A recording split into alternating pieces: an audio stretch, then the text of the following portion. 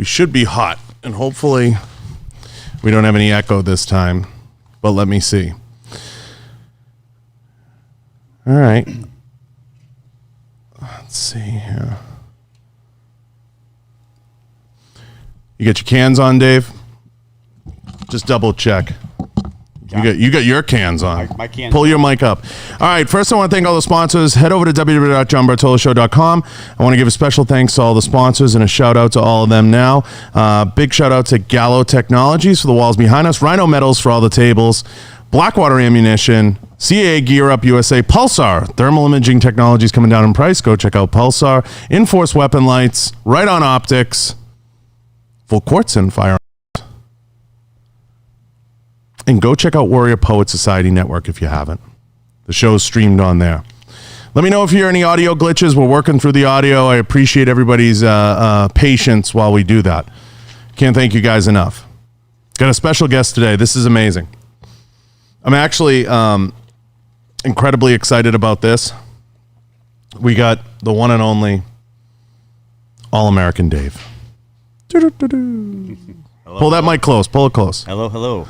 Listen, where do you come up with the name All-American Dave? Yeah, I definitely did not come up with that name myself, but it was a good name that stuck. My poker buddies back in the day, I was into sports. I was into just traveling around. There's like, you're just All-American, and it just All-American Dave, and it just stuck. Poker's big on nicknames, and it just got coined, and that's what everybody refers to me as, is All-American Dave or AAD, and we just ran with it. Oh, it's amazing. Yeah. It's one of those names that instantly people are going to be like, so what does it mean? Right? Totally. So you have the food truck. Yep. And that's an extension of the All-American Dave brand. And you got a bunch of other stuff. But start with the food truck. Why healthy food, and what makes you think people want to eat healthy?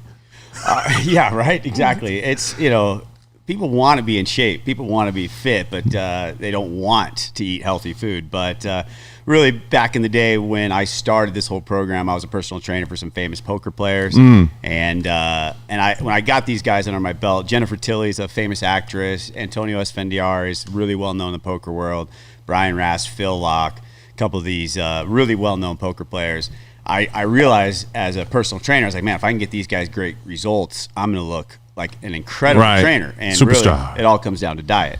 And so I started cooking for them out of my kitchen and taking it down to them while they were playing poker at the World Series of Poker. And that demand just grew and grew and grew. In the next couple of years, it evolved into me looking to get a restaurant and then figuring out, hey, let's get a food truck.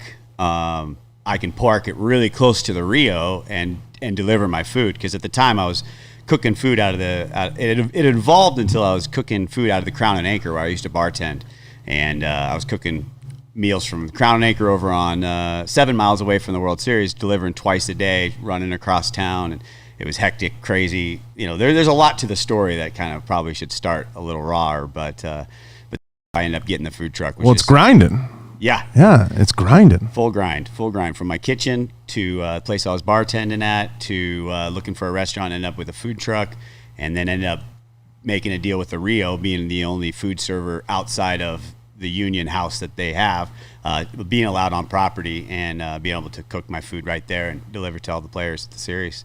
It's kind of wild, and people don't realize, I know enough about the fitness business, it's almost an impossible business to break into in so many ways. Yeah, it's tough, very competitive. It's very word of mouth. Very word of mouth, and then at the end of the day, people who are really involved in fitness, they work hard, so they do most of the stuff themselves, and they don't necessarily have the disposable income to pay for high-end gourmet meal prep when they're trying to get into a bodybuilding show. What is it about fitness that makes it so difficult to crack into, in your opinion? I know whether it's friends like Jay Cutler, other people, they tell me all the time, like, you can't just throw a label on something and have it be successful.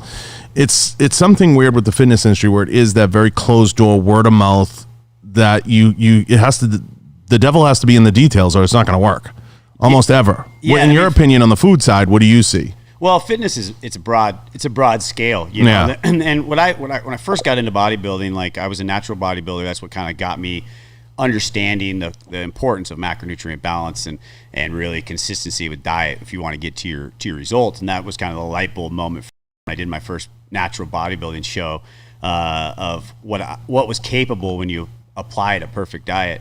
But I also started seeing the ins and the outs of like the bodybuilding world. It's health and fitness are sometimes two different things. And when you look at like the hardcore bodybuilding world, health is not necessarily something that it's a big part of it. Right. You see them down in diet sodas and using all these artificial sweeteners and not really paying attention to the quality of the proteins and the carbs that they're putting in their body. They're just using it as just pure fuel. And so I started doing is I started separating out, really trying to figure out what the health part of health and fitness was. And so I started diving into ingredients and where my proteins are coming from, where my meats are coming from, where my carbohydrates, all these things, what source is, what's my food eating? I started paying attention to grass-fed versus grain-fed on beef and wild caught fish versus farm-raised fish. And before I used to down tilapia like mad. I would eat. Makes you stink. Yeah, and tilapia, when you start looking farther into it, you realize that it's all farm-raised. And it's all farm-raised in places that they're literally feeding them chicken crap for food, and you have these fish who are in this confined area eating food that they're not supposed to be intended to be eating for the entire lifespan of their existence. And you're wondering, how is this reacting inside my body? So I started just diving deeper and deeper into that side of it and trying to combine the fitness side with the actual health side and really bring that to the forefront and start educating my customers on, hey, we do things differently and this is why, and eat my food consistently.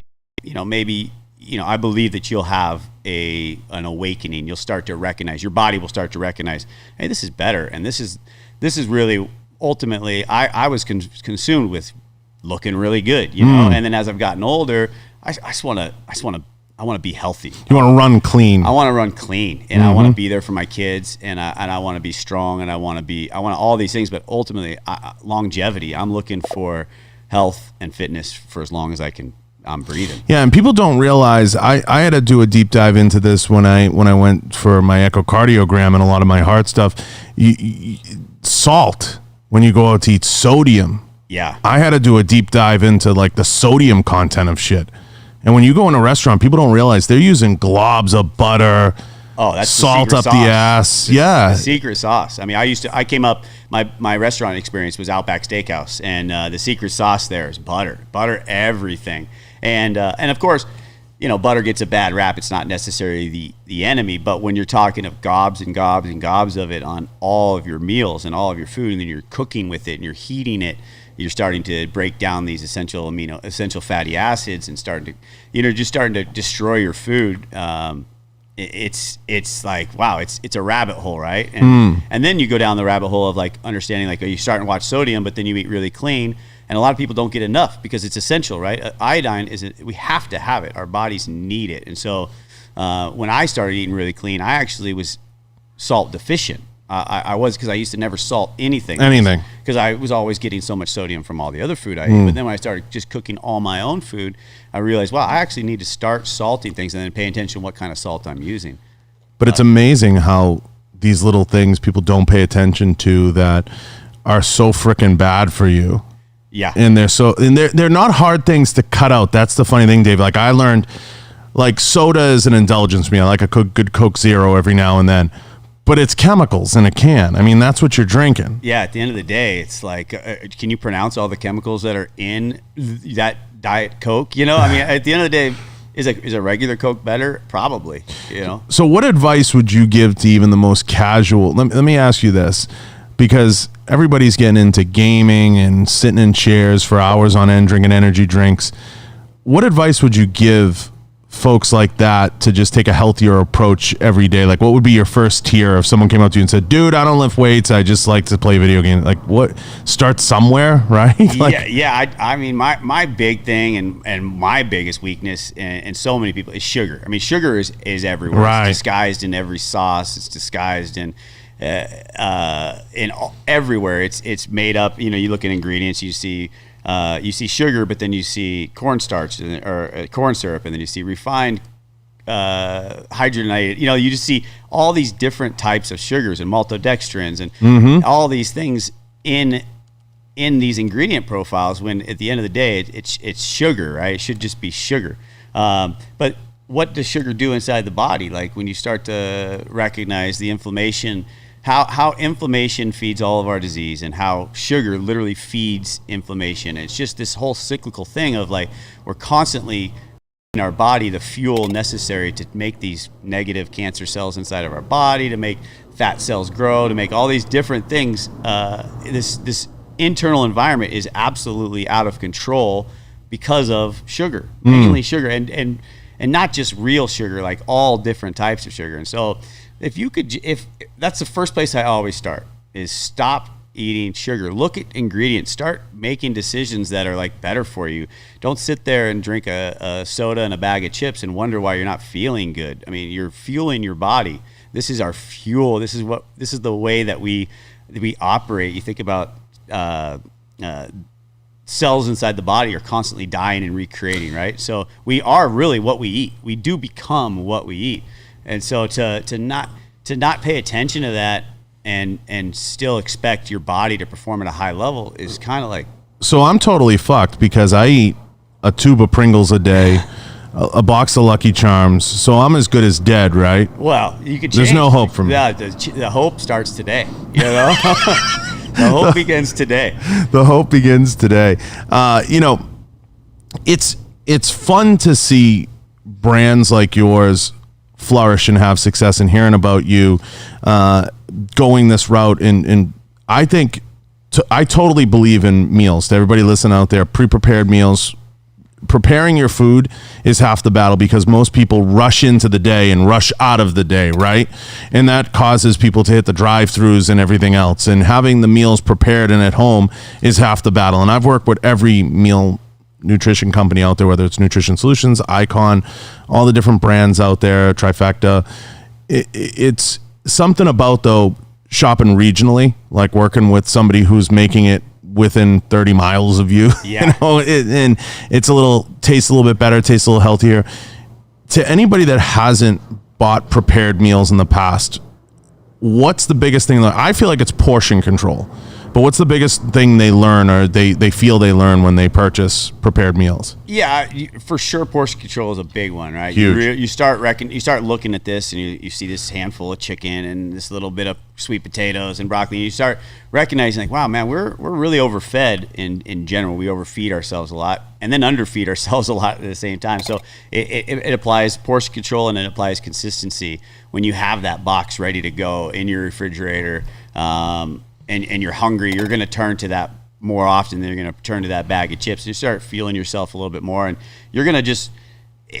When I started my food truck, I wouldn't allow anybody to buy a single meal. You had to buy 20 meals ahead of time. Like, you had to purchase 20 meals ahead of time, because I didn't want somebody to come up and get one meal from me and walk away and go, oh, it was okay. I wanted somebody to feel the difference of what it felt like to eat clean, consistent, well-portioned meals for 2 weeks straight. Because I felt like once you do that, you can't ignore the way that you feel.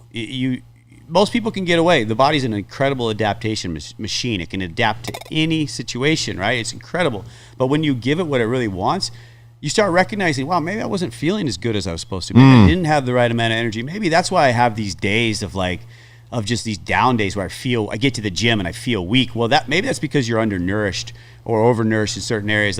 So the consistency that comes through when you start to apply that, and that's why these meal programs are good. Now, why they're not good is because food is a fun thing. It's supposed to be an enjoyable thing, and that's why my food truck, what I was so big about was I wanted to cook every day. I didn't want you to have to put meals into a refrigerator, because I love to eat. And so this is a long-term problem, right? Like, of course, we have to eat. This is something we'll be battling forever. So diets and these kind of ways of looking at a short-term solution to a long-term problem is just it's not really going to be sustainable. What I wanted to create, my vision with my food truck, was creating a way for somebody to change their lifestyle, to change the way they looked at food forever. And I thought, for me, really, if I could get this food cooked for me consistently, and I wouldn't have to do it myself, and I could have my staff do it for me, I could pay my staff, pay my bills, and make $1, to me, I was going to be successful. That was my whole mission. Now, to everybody listening, if you're within miles of the studio. We're giving away food if you come down.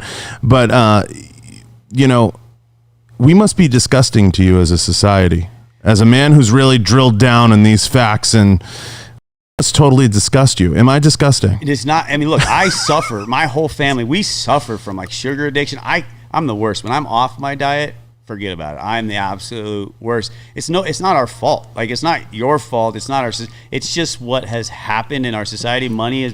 Corn has been subsidized. I shame myself in the mirror. I use visual shame. Yeah, I mean, I do too, man. Look, we all have our own methods, you know. Some people like to be like, oh, I feel okay. Like, it's okay not to be happy with yourself, because that's what triggers the change. Change. And at the end of the day, what do we want? Like, so every now and then a good look in the mirror and saying, I'm disgusting. I'm one fat piece of shit. Yeah. No, there's some truth in that. And I tell people all the time when they ask me advice on dieting, as if I'm anyone who should be giving that advice.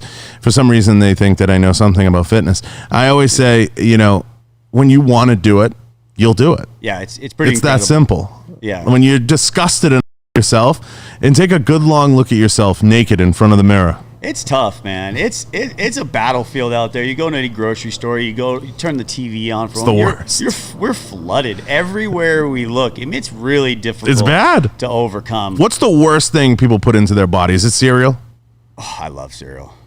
Cereal's bad. It's a good post-workout. It's not a bad post-workout, you know. But it's a bad one. But it's really it's really, if you look at what cereal is, it's just high glycemic carbohydrates. That's it. I mean, and a lot of it, you know. So you eat one bowl of cereal, which I don't know who can eat one bowl of cereal. I've never been that guy. No, I need to fill a bucket. I'm like, I get a box for myself to the head, and then you get a second one for the house. Yeah, I mean, you have 2 bowls of cereal, you're probably 150 grams of carbohydrates. You're like, that's pretty tough to overcome. That's kind of what your daily total should be, and that was breakfast or sometimes late night. Oh, we're dead in here. We're as good as dead.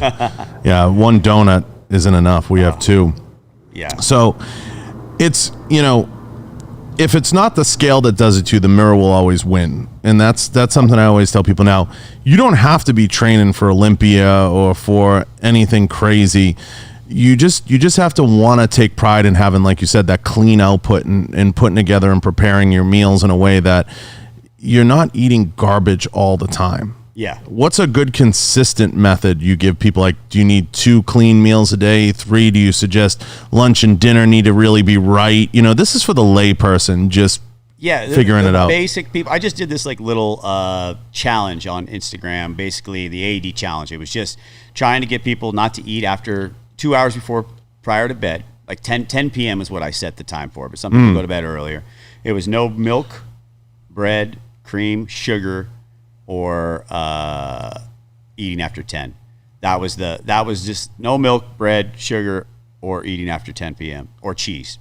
And that was just, and not that cheese is the worst, and not that the milk is the worst, but it's trying to remove lactose, trying to remove these inflammatory foods that we eat almost every single day, if not every single day, and start removing those from our diet on a consistent basis just for 5 weeks, and you start feeling better. You start using the restroom a little cleaner and a little, you know, like, I know what you're saying. It's like my concept's eat better, be better, but it's like eat better, crap better. I mean, you run clean. Your body starts thanking you for it. Now, a lot of people chimed in and said they don't eat breakfast. How detrimental is that?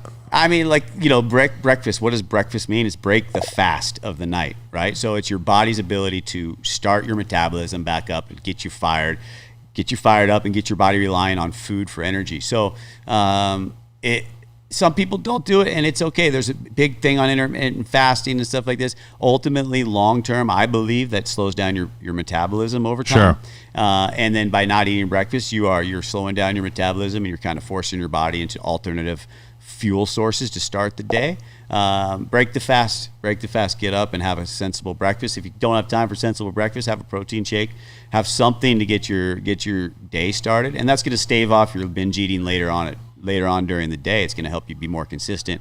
What we need to do is create a consistent internal environment that our body is ready for. Everything we do in life, when we're consistent at it, we go to work at the same time, and we have these routines. We go to the gym and we have this set routine, and then most people have all these routines in their life, and then the diet is just kind of left to what? Like, to whatever is available at that exact time. And it's just such a it's just such a backwards way of doing it. When it's like, if you're taking a long road trip and you decided, I'm just going to stop for gas whenever I feel like it, you might be left on the road empty. You know, you might not make it to your destination, and it's not too dissimilar with diet. You know, it's very rare that people go to the gym and work out without having a workout in mind. But where's their diet? I think one of the big mistakes people make in my experience is they try to cut everything out all at once. Yeah. And that's never going to work. And I've learned that too through going through bodybuilding stuff. Yeah. And really, it's kind of created unhealthy habits because, you try to do everything at once, and it's overwhelming. You freak out. Your body freaks out. Your mind freaks out, and then you end up going off the deep end when you decide to stop this, and maybe you're in a worse spot than you were. So that was like what I've recognized over the time is this. I see all these unhealthy people from a fitness standpoint of like that were really, really, really in shape, and I'm guilty of it, being 6-7% body fat, and a month later being 20% body fat. Yeah, how's that even possible? It's like when people say, I want to start working out, and I'm like, go 1 day a week. Yeah. And they're like, what do you mean? I need like a whole week workout. I'm like, you won't last. You'll quit. You need to start with just do upper body, lower body. What workouts? Doesn't matter. Just go and start. Legs. Yeah, just start.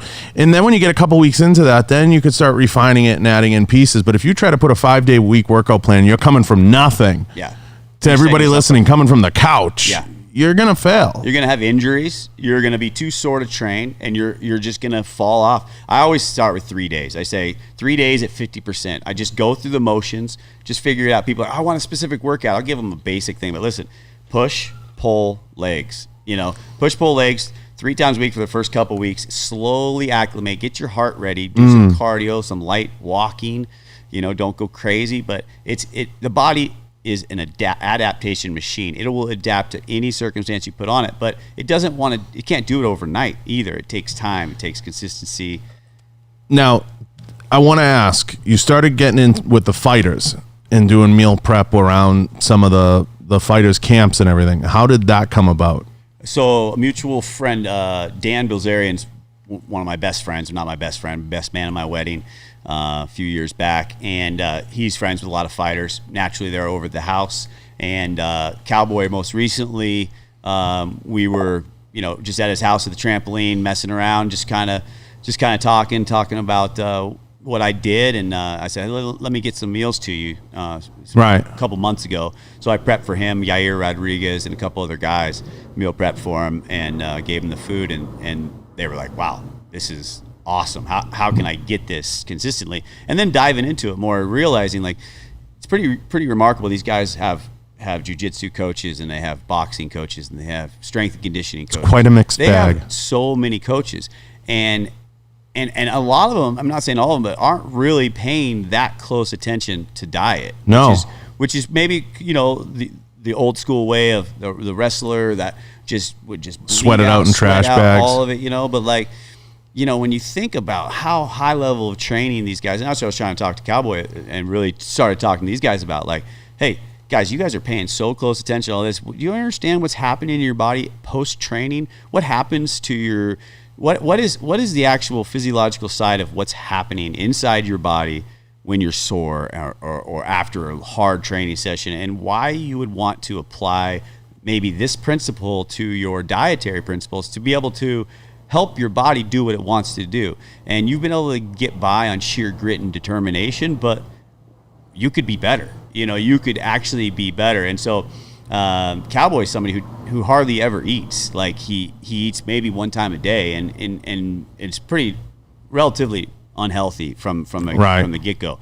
And so I was like, I really feel like I could maybe help you out here and maybe be an asset to you. And so it was cool to get out. We shipped our food truck out to New Mexico, and we're on the ranch for the last month. It's amazing. It was a blast, but it was cool to be able to be an asset there and see some physical changes happening. Of course. I mean, anytime you get to, it gives you your own white paper, essentially. Like, it's kind of like, well, I went out there and did this hands-on, and it gives you the ability to come back and not just tell that story here, but tell that story with anybody. Like, this is what happens when you get elbows deep, and you start to work with somebody closely, and there's no better place to test your theory than in that incubator, right? You know, and kind of somebody that has to make weight because their money depends on it, right? Yeah. Scary. Well, and you look at these guys cutting weight, you know, and we're talking about the wrestler adage of just not eating and sweating it out. But when you're not eating and losing weight at this rapid thing, what weight are you losing? What is happening? And essential amino acids are not called essential for a reason, for no reason. Your body has to have them. So when they're not present, what does your body do? It literally eats the muscle that you have to sustain life. Right. So it eats the muscle that you have already earned, because you have to earn muscle, and breaks it down in order to get those amino acids that it needs for life. And so to rob your body of that while you're trying to do a physical endeavor, like go fight someone, it's no wonder that a lot of fighters go into fight day feeling almost weak, you know, because they're literally void of the essential amino acids, fatty acids that their bodies need to survive. Now, when people, you talk about this, and somebody asked a similar question, null void. When people ratchet up to gain weight or ratchet down to lose weight, they're depriving themselves. Are they screwing their metabolism up along the way? You know, what's the wiggle room? There's definitely adjustments. Like I keep talking about adaptation. Your body, your metabolism is going to match it, right? So these long extended diets are eventually slowing your metabolism down. When you're in a calorie deficit, that's why when you first start a diet, your body's losing weight so fast, and then you get closer to your goals. Like, I lost a half a pound in 3 weeks when I lost 4, because that's what's happening. And so that's why, they talk about the zigzag approach as far as gaining and losing and not being in a constant state of losing, But, when you're trying to lose fat and you're trying to lose weight, that's a time when you really need to ramp up your protein, because your body is in a calorie deficit. You're not getting enough calories to sustain the weight that you have. So your body is literally eating itself in order to stay alive. But what is it doing by upping your protein levels, by making sure you have a ton of amino acids present in your bloodstream? Maybe your body's going to save some of that muscle and go to fat and a different type of fuel instead of eating its own muscle. That's why on like you see a bodybuilder diet going into a show, it's like, it looks ridiculous because it's like 350 grams of protein and 150 grams of carbs or whatever it may be. But that's because we're just trying to make sure that the amino acid levels are high enough to where the body's not going to eat its own muscle when it's in a calorie deficit. So, and most people make the mistake, of not understanding when you're talking to the lay person, little things go so far, like 10-minute walks or just getting out and getting some sun, anything right now, especially post-COVID, right? Yeah. So to kind of get people back into the mode of at least understanding their body, I try to tell people, like, and people laugh at me, Dave, when I say this. I'm like, go out and take a 10-minute walk after your meal. Go take a 10-minute walk after your dinner, and just start to get back in the mode of feeling your body and understanding what you're putting into it, what it can put out, how you feel when you eat something, like you said, when you take something in. I love a good tray of brownies. Yeah. Do I feel great after? Not necessarily, right? I love bread. Like, bread's great, but you don't feel great after. And take note of that. And as time moves on and you start to dial things in and you work with somebody that knows what they're doing and maybe is preparing some of your meals, I try to explain there's a lot of good efficiencies you can jump into. Like, meal prep's not that expensive. At the end of the day, it can seem expensive, You're spending it anyway. But you don't. You go out to eat. Most people go out to eat far more than they actually are really paying attention. Because it's super easy to. We're in a convenience society. We've outsourced everything, right? Everybody seems to have the house cleaner and the nannies and the.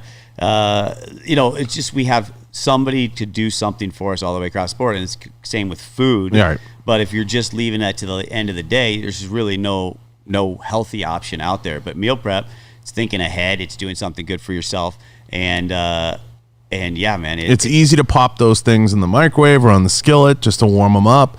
And I think there's a misconception out there that I can't do that, it's expensive. Or I can't have that. Like, Dave can't make me meals, it's expensive. It's not. I've never been to a trip to the grocery store that didn't cost $100. Yeah, one of the hardest things for me is my prices. Like, I want to be the guy who can give you a $10 meal or an $8 meal.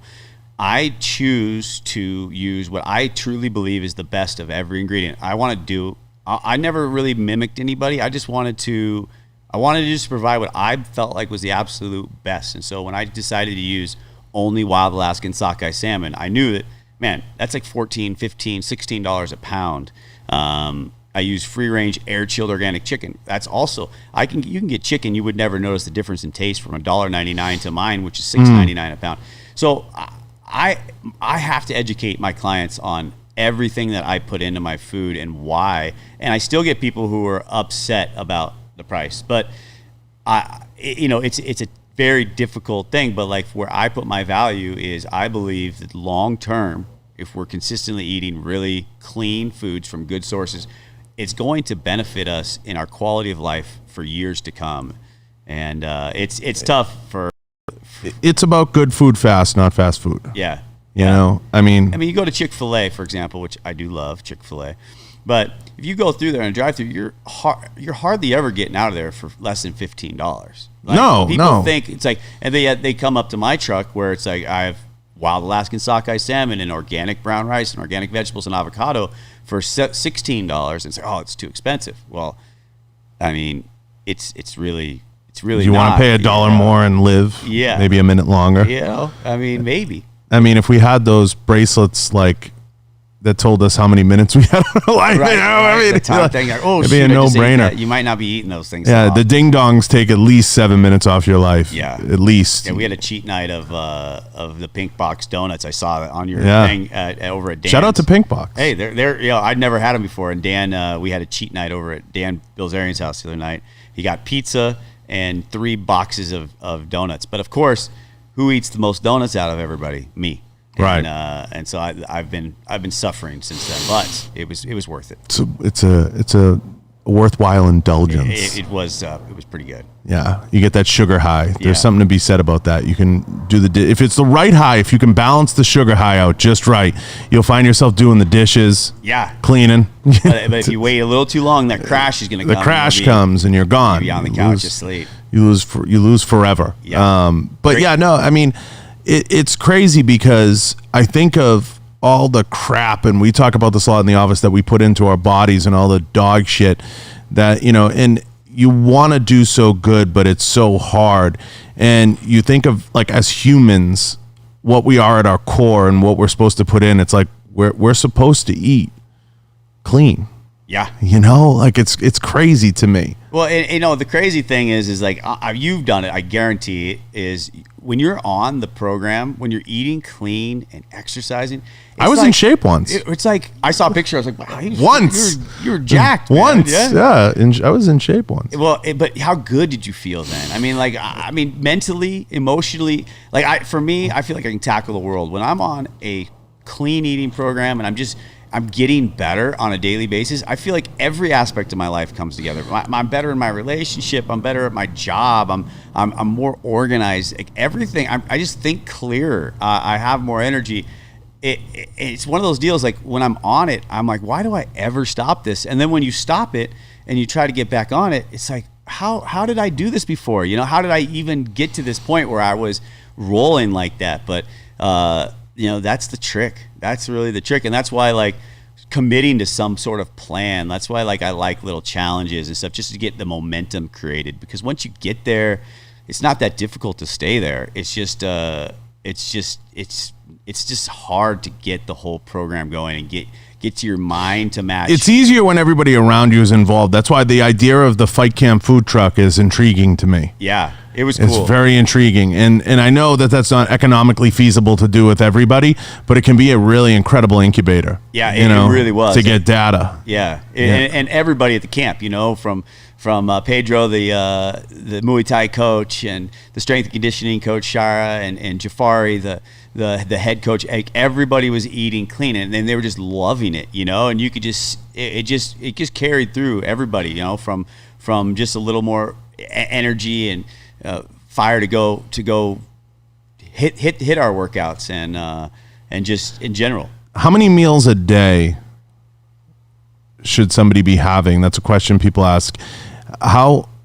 If they're training moderately is 3 still the norm, or should be people going to 4 or 5 to speed up metabolism? What's the theory in that? My personal theory is I think 4 is a minimum. I think, I would agree. But I count a protein shake as a meal. So I really, what I try and get my people to do is, because we do so much unconscious snacking, I try and get people to remove snacking. Just take snacking out of the equation, and you'll look forward to your meals more. And it's not necessarily long term, but for the short term, for the interim, because that's a leak. It's a big leak that we don't recognize, that we just had 4 handfuls of almonds. That'll never happen in here. We're too weak. There's a snack heavy place in here. We're too weak. We're very weak minded people. And we succumb to the temptation of anything. Well, but you've been on a plan before. You say you decided to get a meal plan, right? And you had meals from me or from somebody else, and you had your 4 meals a day labeled 1, 2, 3, 4, and it's a time on it. Okay, you eat meal 1 at 8 a.m. You eat meal 2 at 11 a.m. You eat meal 3 after your workout at 2:30, and then you eat. So you're dialed in, you're set. When you're armed with the materials necessary to make it happen. It just starts to basically just take care of itself. And all of a sudden you recognize, well, I can eat 4. People, I can't eat 4 meals a day. That's because you're snacking constantly throughout the day. Of course, you're not hungry. You're drinking sodas. You're doing all these filler things that they're almost unconsciously getting another thousands calories. And of course, that's detrimental to your fitness goals. And then, because calories in versus calories out, people like to say that's how you lose weight, right? Would you ever do a restaurant in Vegas? That was my goal, and that was my dream. I still have been marinating on it forever. So I always thought COVID slowed that. Yeah, well, the food truck. I started the food truck in 2013 at the World Series of Poker, and I thought, this is my launch pad to the restaurant. This is what's going to happen. And what I found is I really like to surf. So when I finally had some money in my pocket, and I could afford to go to Fiji for 3 months at a time, I started just doing that. I started just going, okay, well, this is good enough. Better lifestyle choice. Yeah, and it's really what I'm passionate about, what I love. But at the end of the day, I feel like I have fallen short on the potential, and I still crave it. Every time I come to Vegas, I think about what I want to eat. I would love just to eat my spot, but it's, I have to go find it. And you have competition here. There's Protein Source, there's Protein House, there's those established greens and proteins. Which I'm not a giant fan. Whatever, Proteins and greens. I don't really like their stuff. I like Protein Source. I think they do a good job. I've been to Protein House once, but I think all of those are worthy solutions. But I see you more as like a sit down place. Yeah, because I try to take a gourmet approach to it. And Protein Source, they actually were hiring some of my employees, asking for ingredients and stuff like that. Wow. Which he's got. What's his name? The guy that has it. I forget, but he wanted me to be a part of it when all these places popped up after I started my program, which is cool. Which just shows I left a lot on the table. But I have a concept that I've been working on for a while, and actually, Cowboy and I don't know if you saw this latest video we did for the Under Armour Hunt to Table thing, but we are in the process of actually, he just bought the land out in New Mexico for this restaurant. And we very well might be joining forces and opening a spot in it's in the cards in Mexico and in New Mexico, and kind of the concept similar to Skinny Fats, where we have a very healthy side and a very unhealthy side.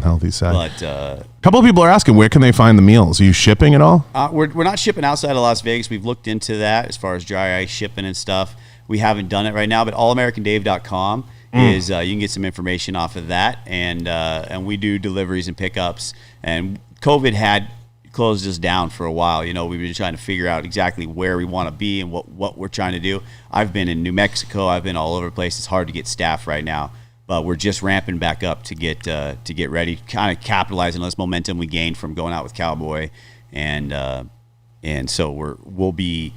I'm over by Panorama Towers is where my office space is right now. And now it's All American Dave, or all the ingredients All American. That would be amazing too. That would be. I have to verify that. We have to get the white paper on this, but we can't confirm nor deny that every ingredient is all American. There could be some paprika in there. We source everything that we can as far as locally. Some curry. So curry, we can bring some different culinary things in, but we do try and do our best to bring a whole whole variety of spices and herbs and constantly changing up our simple food. No Chilean sea bass. We want American sea bass. Yeah, American sea bass only. I don't know if that's nearly as good. We'll have to check on that. We'll have to check. We do wild Alaskan sockeye salmon, so that's still American. But, yeah. I mean, it's crazy, but that would be a funny. I mean, I guess you don't want to. What's the steak that's grown in Japan? It's Wagyu, right? Yeah. See, that's beef, where it gets slippery slope. Beef is that was kind of the number one thing that got me really down the rabbit hole of food and where it comes from. Because where I grew up in the Southern Oregon coast, we have great grass-fed, grass-finished beef. Sure. One of my best friends, Joe Pastana, has Oregon grass-fed beef over there, and he started telling me the difference between grass-fed and grain-fed years and years and years ago, and I started diving in deeper. And Wagyu beef, for example, is phenomenal, right? It's so. I mean, if you've ever tasted it, it's like, holy cow. But then you look at look at the genetic makeup of the fat that's in there. And we talk about omega-3s and omega-6s. And a perfectly balanced fat, people know salmon as a very phenomenal fat because it has 1 omega-3 to 1 omega-6. That's the balance of fat in there. That's exactly how our body really wants it and how it's intended to be. Omega-6s has all the negative rap because our diet is traditionally very high in omega-6s. And this is a very inflammatory type of fat. And so red meat, like grain-fed red meat and Wagyu red meat, will test as high as 15 omega-6s to 1 omega-3. It's just a way out of balance fat because it's not as nature intended it. Cows are not eating what they're intended to eat, which is grass, right? So when you look at a grass-fed cow, grass-fed and grass-finished cow, that is testing out at 1 to 1, virtually a perfect fat. Actually, my grass-fed is 1.3 to 1, 1.3 omega-3s to 1 omega-6. So it's a perfectly balanced fat. And this is actually one of the big arguments I have when people talk about red meat being a negative thing to eat. It's carcinogenic, all these negative things. Well, look at what you're studying, look at where your beef is coming from, and start to understand that as nature intended it, cows are grazers and they're intended. Why is there that push that's in red meat? Well, man, that's, in your opinion, that's a rabbit hole for I know. You look at like, I really think, and I've been talking about this for a while, I think beef is going to start getting taxed.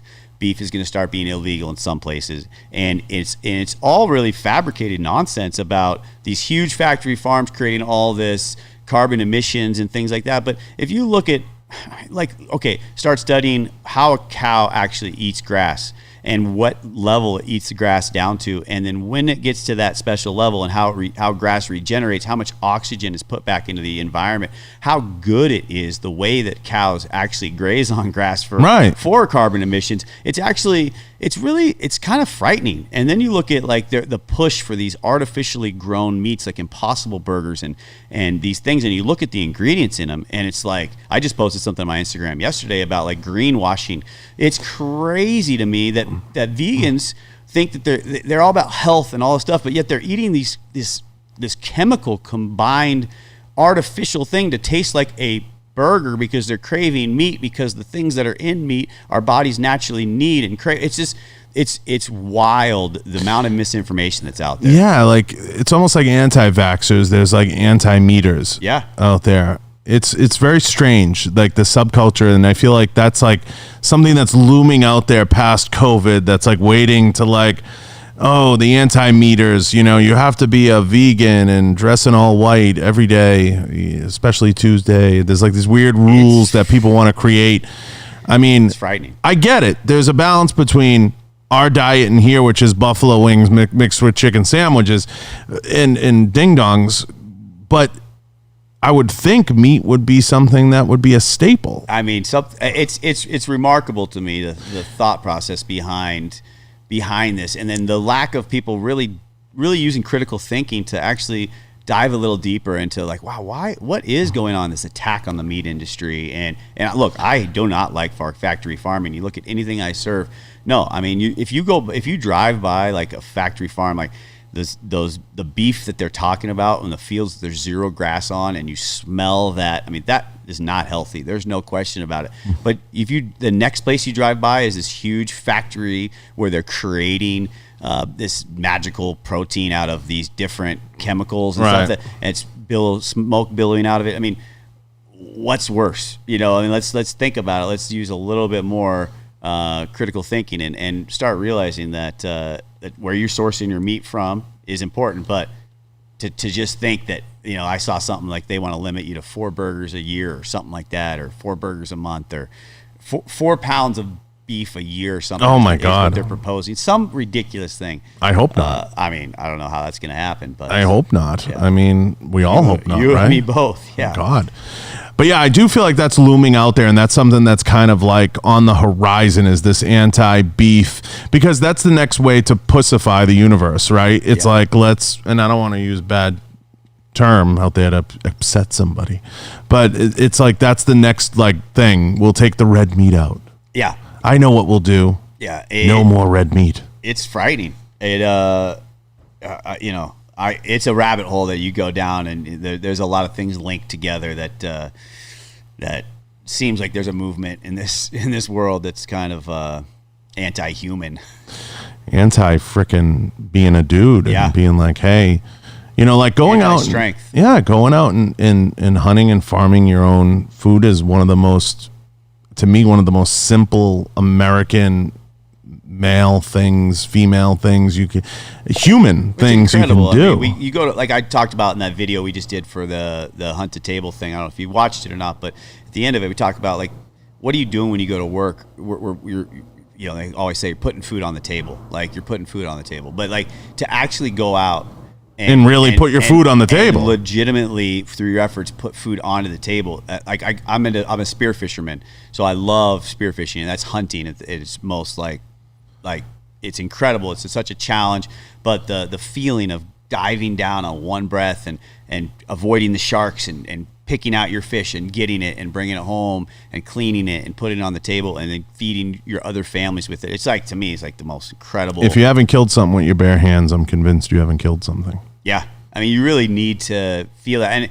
I love animals. I was not I grew up in a big hunting area. I just wasn't really into hunting until I got into spearfishing, and I realized just that I love animals, but that's nature, the way that nature's created. You see a lion take down a gazelle, it's that's sad. That gazelle was really, really nice looking. It was cute. I bet it was nice. But at the end of the day, that is the way the circle of life. That is what happens, and to just remove yourself completely from it, get all your food at a store. I think some people just want to live in this sterile bubble that stuff never happens, and the gazelle should be roaming. Well, it is, and that's freedom, and that's how it lives its life, you know. And there are certain, I guess you'd say, certain things you can't take away from, you can't, this whole removing the masculinity of men.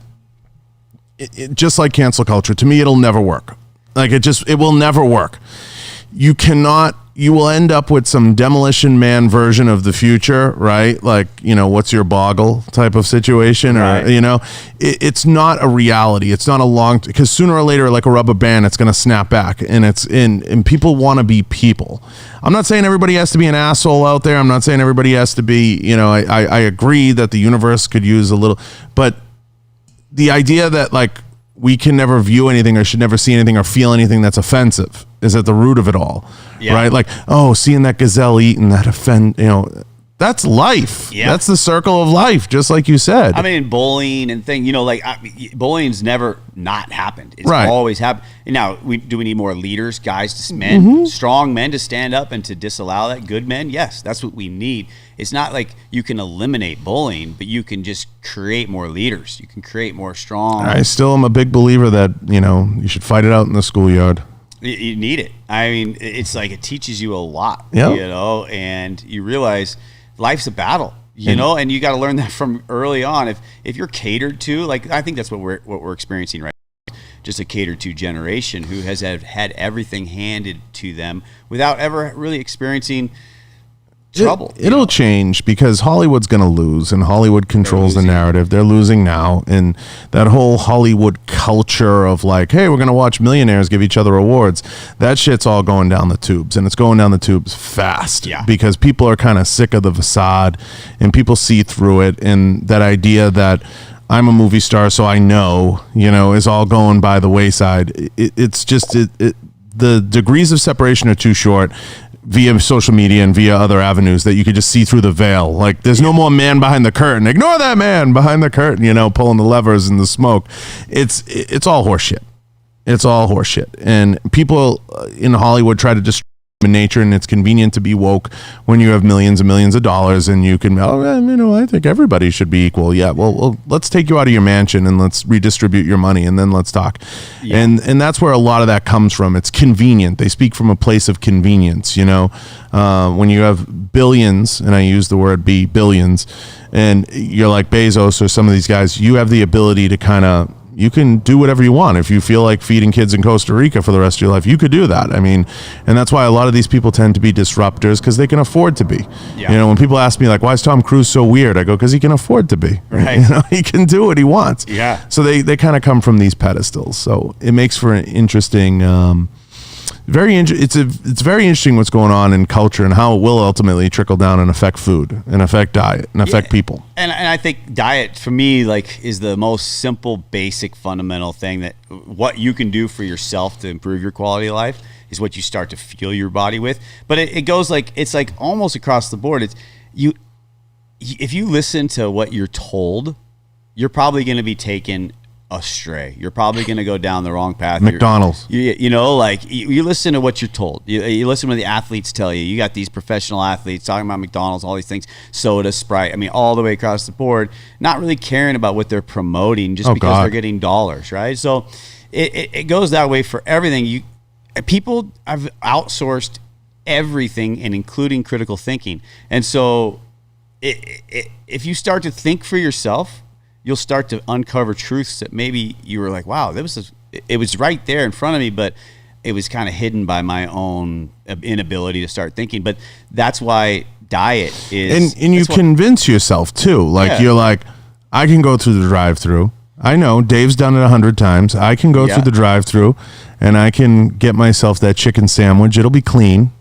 I'll remove the bread. Well, like, have you seen the documentary Game Changers? Yes. So... Game Changers was like, I was floored after I watched it. I was like, oh my gosh, everything I've been talking about, like, I just felt like they hit everything I talked about, and it made me feel like, I was like, oh my gosh.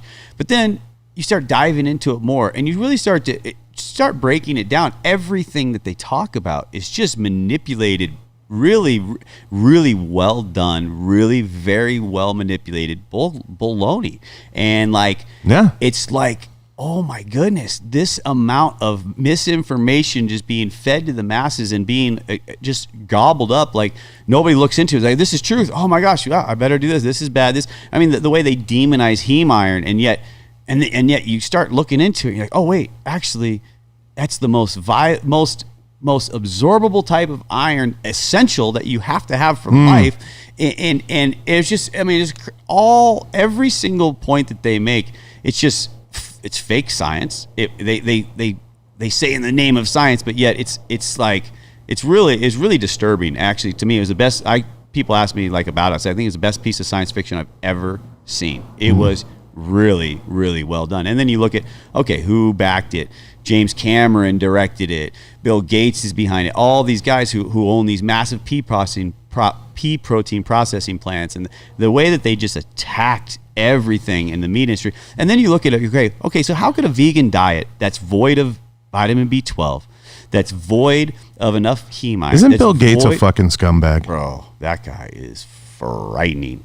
He's terrifying. Frightening. And people like, I've had arguments with really intelligent people, like poker player friends of mine, like, oh, I think Bill Gates is one of the good guys. And I'm like, bro, have you actually paid attention to anything he's been talking about for how many years, about population control, about reducing people's abilities to... And here's the better question, Dave.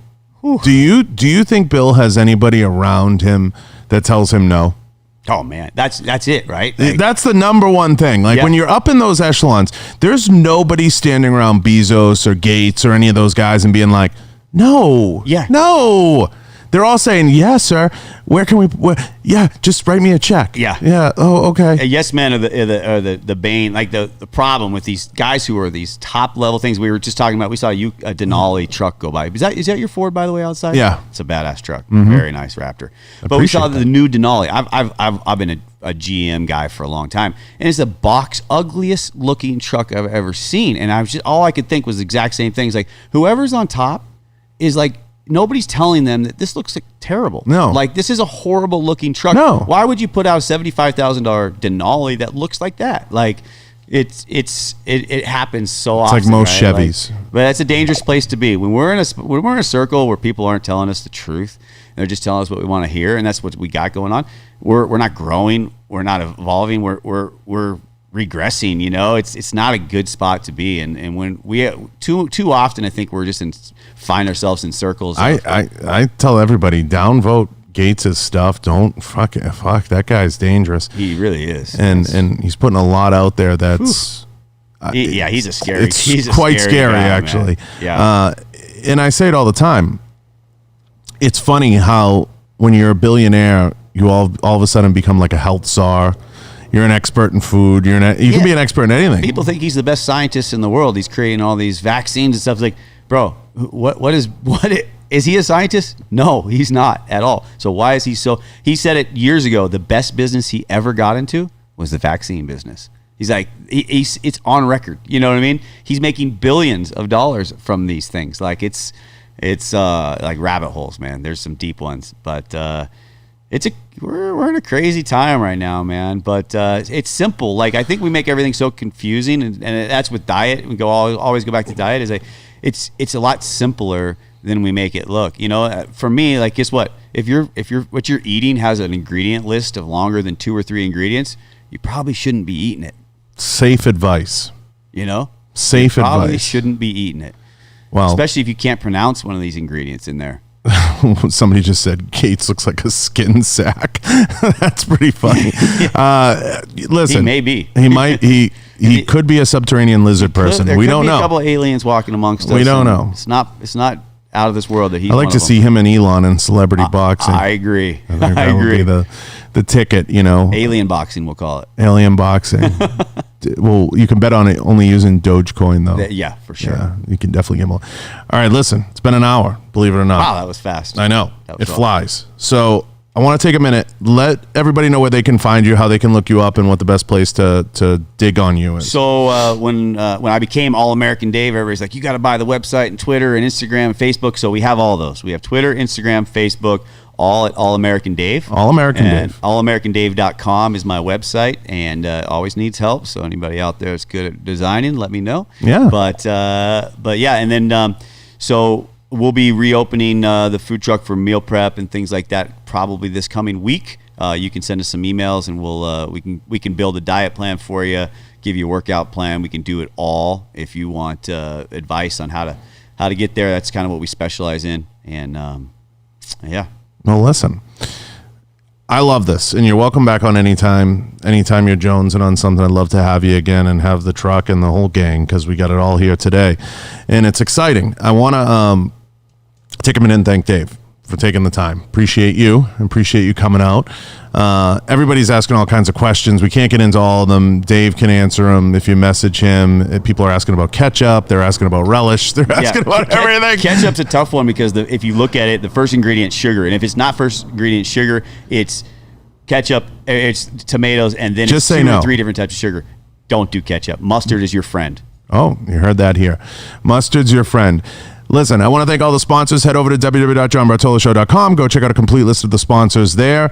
I want to thank Galotech, Rhino Metals, Blackwater Ammunition, CAA Gear Up USA, Pulsar Thermal Imaging Technology, Kenzie's Optics, Right On Optics, Inforce Weapon Lights, and Volquartz and Firearms. And go check out it's Advanced Warrior Solutions, right? Advanced Warrior Solutions bags. If you haven't checked out Advanced Warrior Solutions, I'm going to put the link down below. It's a new one.